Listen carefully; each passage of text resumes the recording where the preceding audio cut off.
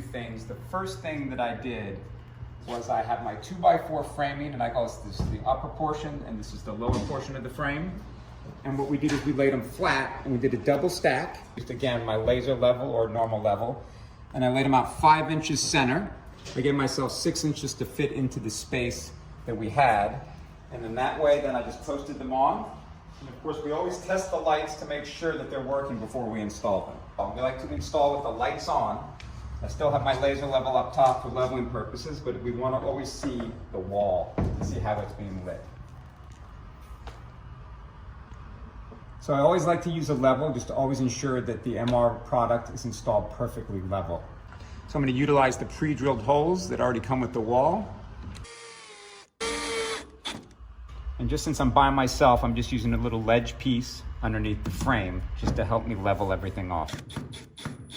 So now that we have the first MR installed, what we want to do is we're going to put a little stiffener behind it. What we want to do is we want to span the seam, so half and half.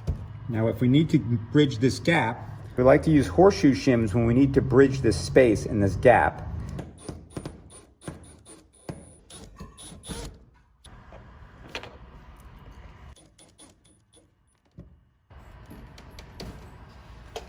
So now with the acrylic piece, we have a stiffener in the middle. But of course, with the acrylic, we have no shadow, so it doesn't interfere with the lighting of the wall at all. Now, since I have 2 more panels to install, I'm just going to repeat those steps 2 more times.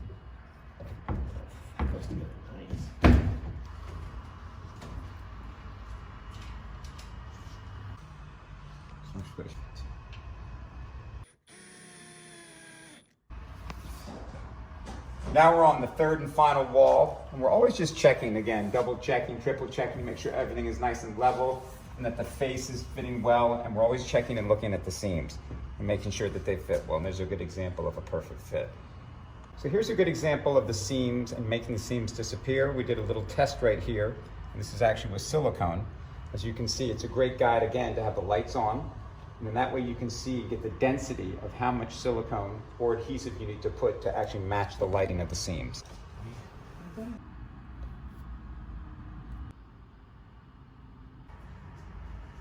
So the final segment that we'll be looking at, now that we have all 1, 2, 3 panels in, the only thing left you have to do are the seams.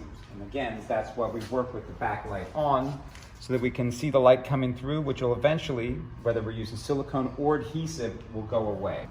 You see it's a bit dense now, and then you'll work it just as if you're painting. You'll start to work it to get it back to having the same amount of light shining through. So there's a consistency, and it will blend right in with the rest of the seams.